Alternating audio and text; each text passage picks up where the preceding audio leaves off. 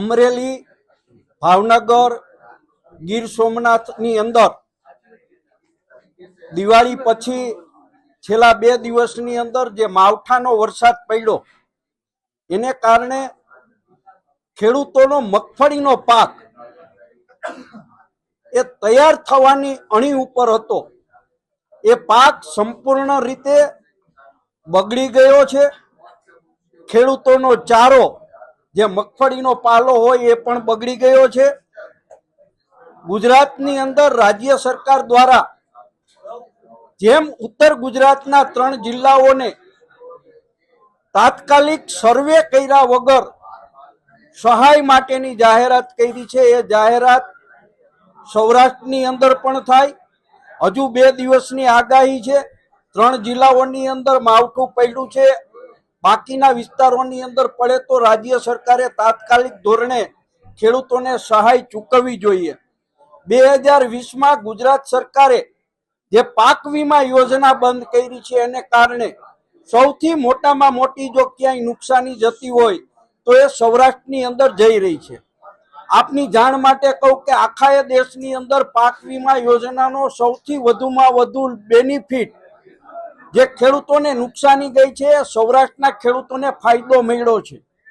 ત્યારે સરકારે આ યોજના બંધ કરી અને ખેડૂતોને પૈડા ઉપર પાટું માર્યું છે. ખેડૂતોને તાત્કાલિક નુકસાનીનું સહાય મળવી જોઈએ અને પાક વીમા યોજના ચાલુ કરવી જોઈએ, આવી અમે સૌ માગણી કરીએ છીએ. જો એક કુદરતી પ્રક્રિયા છે, રાઘવજીભાઈએ કયા સંદર્ભમાં વાત કરી, કારણ કે માવઠું કોઈ સંશોધન કરવાથી એનો ઉકેલ નથી આવતો. જે કાંઈ વાતાવરણની અંદર ફેરફારો થાય છે, પરિવર્તન થાય છે, એને કારણે માવઠા અને અતિવૃષ્ટિ થઈ રહી છે. ત્યારે એવી વાહિયાત વાતો કરવાને બદલે ખરેખર સરકારે આ માવઠું થાય કે એવી કોઈ પરિસ્થિતિ ઊભી થાય તો એના માટે સહાય ચૂકવવા માટેનો બજેટની અંદર કે કાયદાની અંદર જોગવાઈ કરવી જોઈએ. વાતાવરણની અંદર આખા વિશ્વની અંદર ફેરફારો થઈ રહ્યા છે.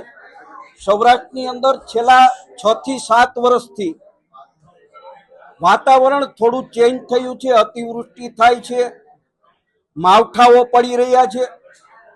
ખેડૂતો માટે મગફળી, કપાસ, કારણ કે અહીંની જમીનની જે ભૌગોલિક પરિસ્થિતિ છે, જમીનનું જે બંધારણ છે એ જોતા ખેડૂતો અહીં મગફળી, કપાસ, તુવેર અને સોયાબીન સિવાય વાવેતર કરે તો એમાં સફળતા મળતી નથી. એટલે વાવેતરની પેટર્ન ખેડૂતો બદલાવા માટેનો પ્રયત્ન કરે છે, પરંતુ નવા વાવેતરો આબોહવા અને જમીનને અનુકૂળ ન આવતા હોવાને કારણે ખેડૂતો મગફળી અને કપાસના વાવેતર તરફ વધારે ધ્યાન આપે છે. છેલ્લા 6 વર્ષની અંદર સોયાબીન અને તુવેરનું પણ ખેડૂતો વાવેતર કરી રહ્યા છે, પરંતુ એમાં ધારી સફળતા ખેડૂતોને મળતી નથી. સાંજ સમાચાર ફેસબુક પેજને લાઇક કરો, વિડીયો શેર કરો અને વધુ વિગતવાર સમાચાર માટે sanssamachar.net વિઝિટ કરો.